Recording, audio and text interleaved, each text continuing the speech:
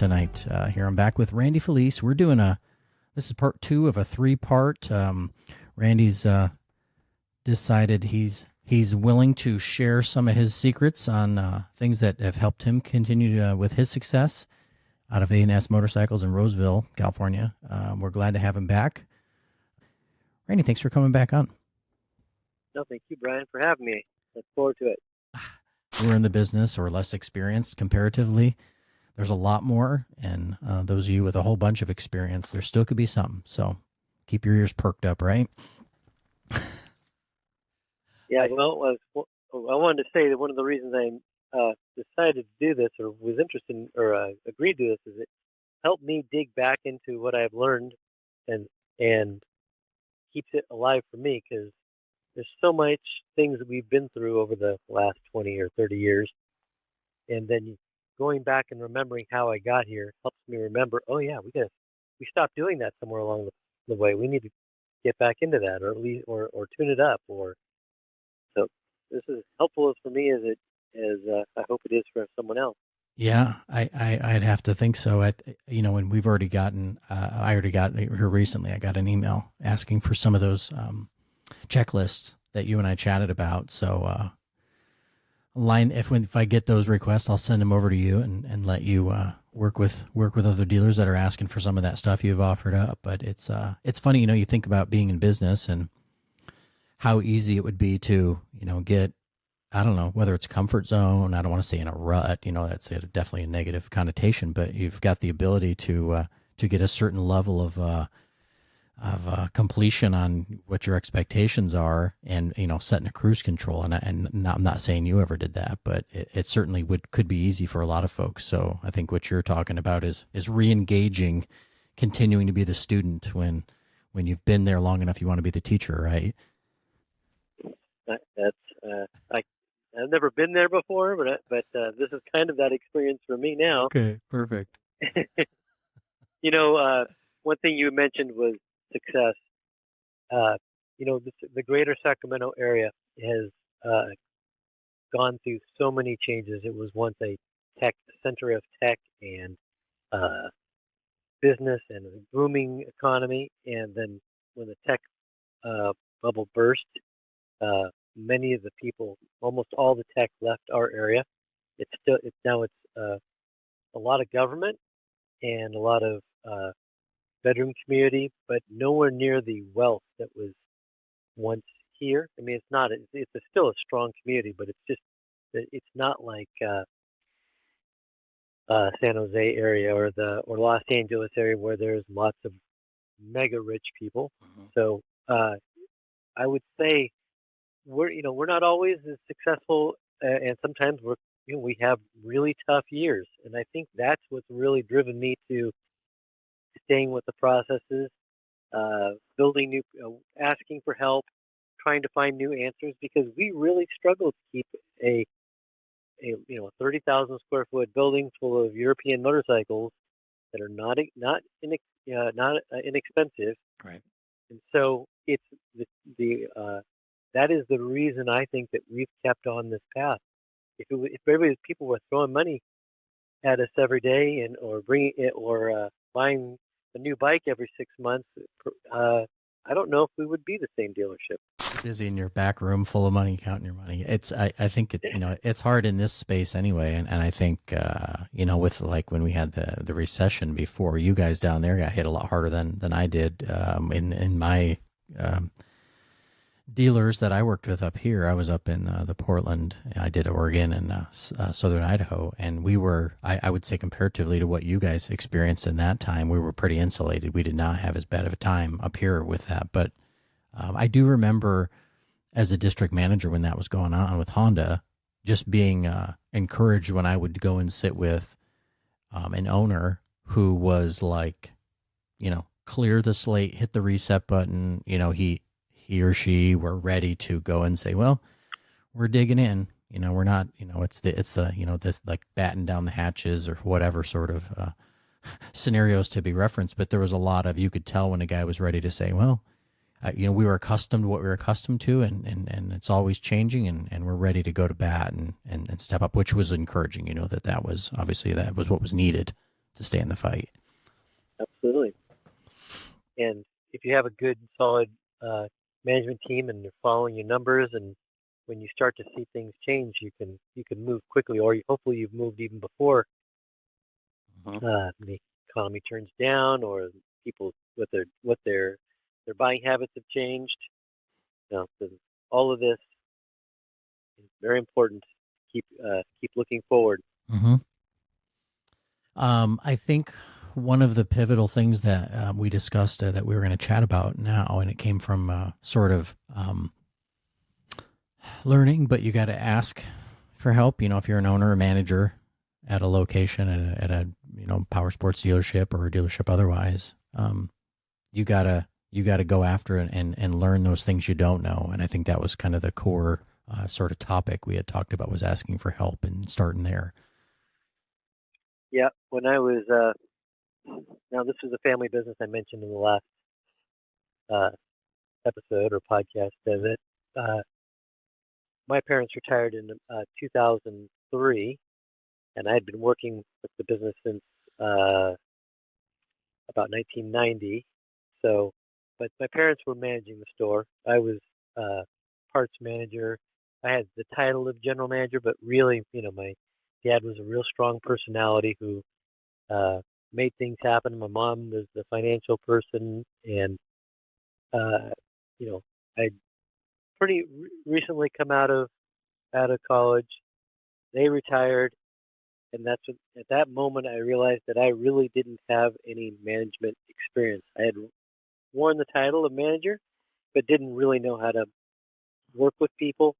I had, was pretty much afraid of people, and uh, would hide out in my office, and at the same time, when 2000, that was when the tech boom uh, hit our town.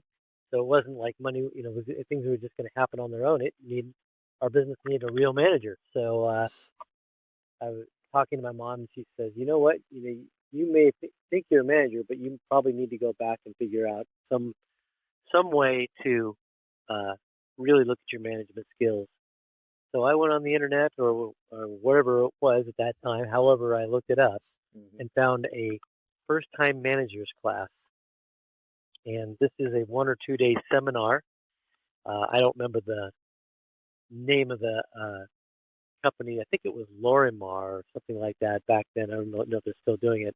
But you would go into a class with another 30 or 40 people most of them got sent there by some government office or agency or some business, and they'd really start from ground zero. This is how you talk to people. This is how you work together.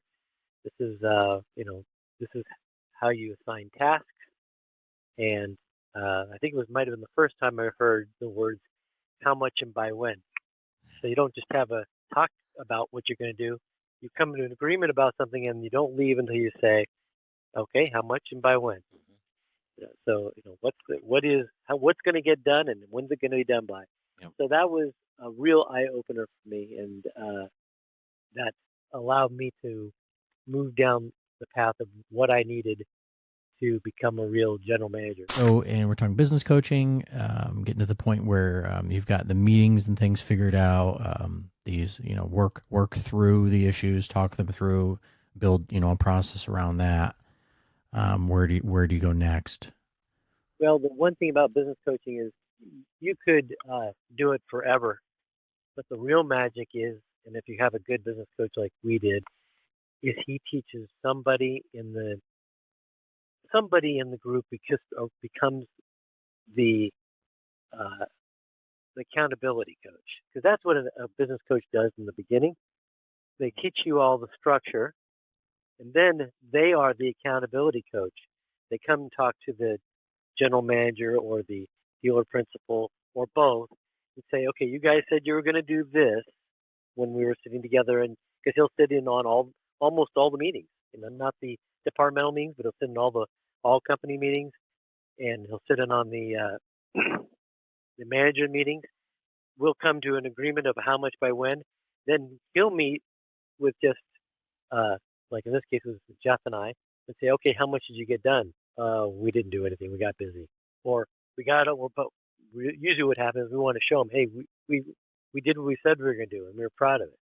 You know, pretty soon we got to the point where I became the accountability coach, and I started realizing everything has to be how much I win, and then next, Jeff, he started catching on to it, and now he holds me accountable to what I'm supposed to be doing.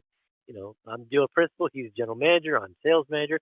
There are times when I take off my dealer principal hat, and he tells me what needs to be done, or shows me what needs to be done, and we come to an agreement, and then I'm excited that someone's helping me or giving me direction, and I look forward to that. Mm-hmm.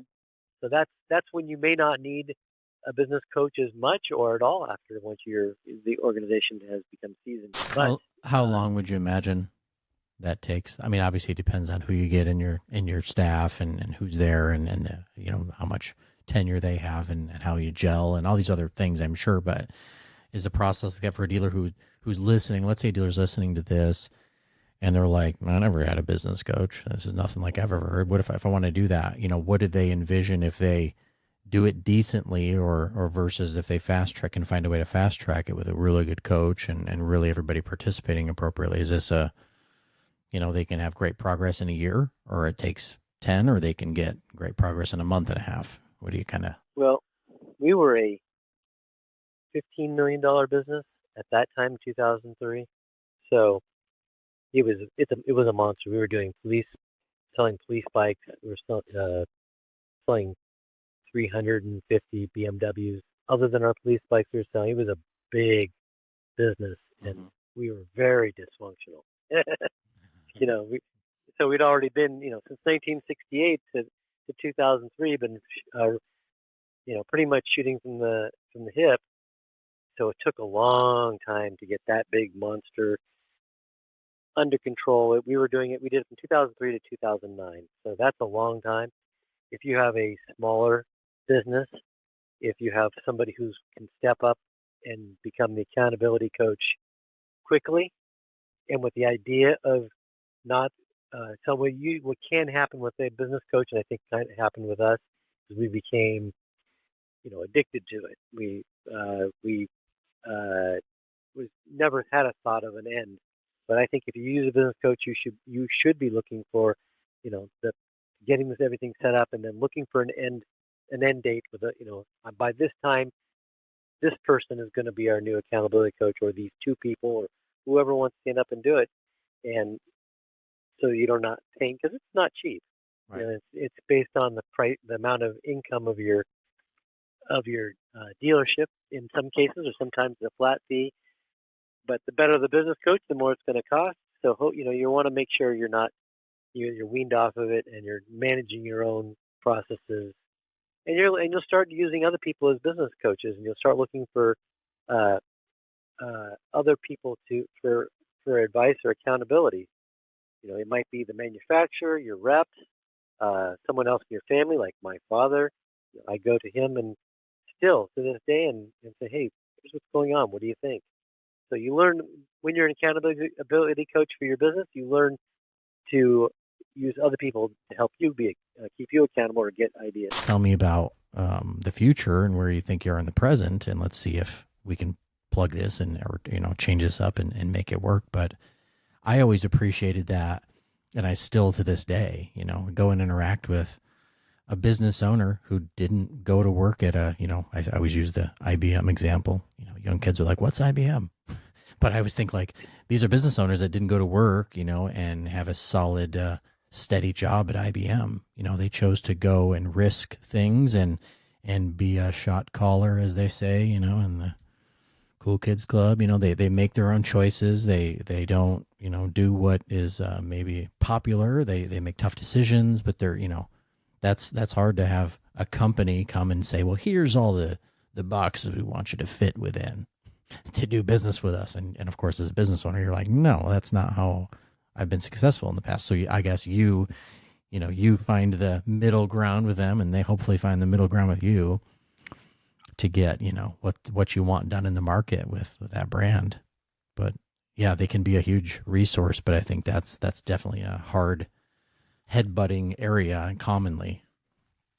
It is, and I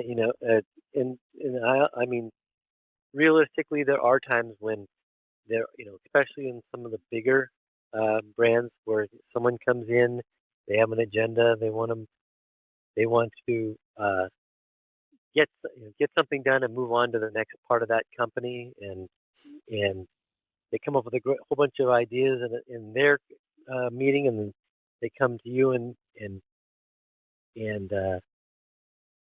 it doesn't make sense Mhm. sometimes. So it's not always perfect, but instead of being uh, argumentative and resistant to them, it's time you can really sit down with them and say, "Hey, look, I want to be reasonable with you. Let's go through how you got to here, why you think this is what we should do as a dealer, and let me tell you about some things that aren't working and why, and showing them real numbers and just saying it isn't going to work. Try it, and then say, okay, here's where we tried it, and here's what things are breaking down. So you have to be a give and take, not let's fight all the time with them. Do you find that the manufacturers have, um, I mean, for a guy like you, probably yes, at your organization, but do you find that in general, do dealers these days embrace, and take what they can as far as the training and the guidance that they can get from their manufacturers? Uh, so what I found is that if you will try what they offer and then come back with actual results showing that you're working on, then much more. It becomes much more of a give and take. If you don't try what they offer, then it's this dealer is. There's that faith aspect, if that's the right word to use. The faith that you're coming to me with a some sort of a plan that you didn't just scheme up, that the manufacturer is imparting to like a district manager or business manager in your area, and you've overlaid that to my business model and what I've done and what you think we're going to do, and it's realistic. Let's look at that. If that's where they come from, then that's definitely puts you on the right track. Right. I think the biggest issue that happens with manufacturers is uh, they put together a really big idea, some kind of new process in place that takes a whole bunch of administrative on the dealer principal or the sales, or the management of the dealership, and then they don't think about the fact that now we're spending all this time checking boxes and proving that we're doing what they're doing. If they want us to doing a whole bunch of different. I'm trying not to be too specific because I have some particular in mind, but after multiple uh, of doing multiple layers of administration, what really stopped us from doing was being available to our employees and being available to our customers because it was the amount of work required to get this project done was so ridiculous. And then and somewhere along the point, the manufacturer that I'm speaking to finally realized, oh yeah, okay, we blew it. They actually destroyed, you know, every the what we were trying to achieve. We couldn't keep our in we couldn't because dealerships are generally small. Even in the big ones, dealerships there's not that many people, and now you're spending all this time administrating some project or plan that keeps you away from your customers and your employees. So that's when yes. We discussed that in the last one, but we were chatting about a lot of things, asking for help, management, and how do you kind of break through into how to manage a dealership. I won't belabor it all, but we got to the point where I think we wanted to touch on um, looking for help in different agencies that obviously aren't places that are, you don't pay them money to teach you things. We're talking things like your insurance provider or broker, or places like OSHA or these other areas. What would you kind of walk me through some of that? What sort of how would a dealer use those sort of organizations for their own benefit? Sure. In California, there are a lot of agencies and that are what's the word I'm looking for? They're regulatory. They're looking to make sure you do what you're supposed to do, or you're in trouble. So yeah, that's the word, regulatory. But and we used to be, of course, worried about having to deal with them. We want to hide from them. But it turns out that most of them, if not all of them, have two arms to their organization. One is the regulatory or the punitive. The other one is the coaching and teaching. Hopefully they all have that. So in our state, we have something called the Bureau of Automotive Repair. I don't know if other states have that, but they oversee motorcycle dealerships, any car dealerships, boats, RVs. If you do a repair on a vehicle, you have to do it to their standards and their rule books, and they they actually will come to our dealership and train you. They have a program called Write It Right, how to write up an RO. They will that you can get on watch a video online. They will train you in person. They're they're all about making sure that you do things right. So we work with them quite a bit, and instead of being adversarial, it's a benefit. We didn't know that OSHA has a coaching arm as well, and it's not non-punitive. If they find something while they're in the coaching, they'll tell you uh, without the punitive That's aspects of interesting. it. Yeah, I wouldn't have imagined that, as probably none of us would, because we know them to be very regulatory. absolutely. No, we were surprised that we got a call. Uh, our workers' comp uh, ratio had gone up a little bit, and they had contacted us, say, hey, we noticed that your workers' comp ratio is going up a bit, and we'd like to send over a coach. There's no charge, and they sent somebody out, and she was amazing. She learned all kinds of things we didn't know, and there was no charge for it, and we're all safer for it. I don't know if there's any other of the regulatory stuff that you wanted to cover within this part of the topic, but if you don't, I was going to ask you about, we're on a podcast, obviously, but I'd be eager to know if, sort of the asking for help or the opening yourself up to listen to or search out other areas that can help you between like, books, podcast, those sort of things. What sort of where you're at, how you sort of find help in those areas, or what you'd recommend to dealers. Sure. Uh, let's see. So in books, I have a couple of favorites that I have that seem to be timeless to me. Uh, Good to Great and Built to Last. You'll have to look them up. I don't even remember who wrote them, but it's about how to build an organization.